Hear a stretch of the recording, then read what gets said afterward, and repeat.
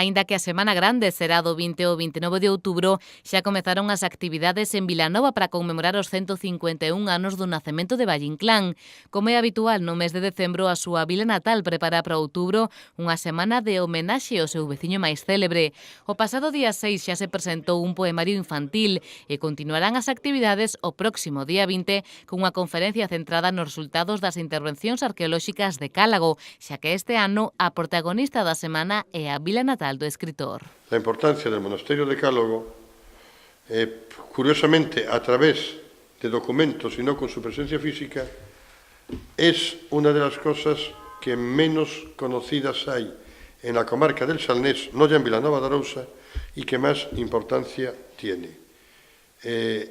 Lo explicará Alicia, según la documentación que hay en Santiago, que va apareciendo en Santiago, pero que el monasterio de Cálago esté ligado el primer ataque vikingo a Galicia.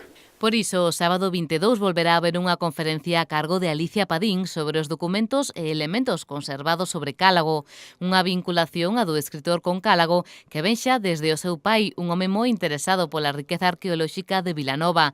O día 27 son os actos máis fortes da homenaxe.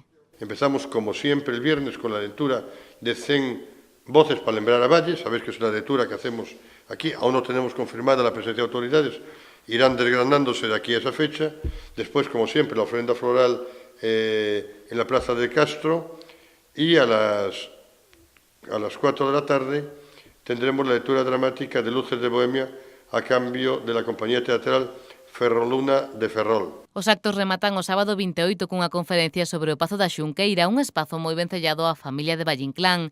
O edil de Promoción Económica destacou tamén na presentación o aumento de visitas na Casa Museo Valle Inclán, onde se celebrou a presentación. Leva xa unhas 6.000 visitas no que levamos de ano, a mesma cifra que en todo o ano pasado, uns datos que veñen avalados pola relevancia que está cadando na comarca a variante espiritual do Camiño de Santiago.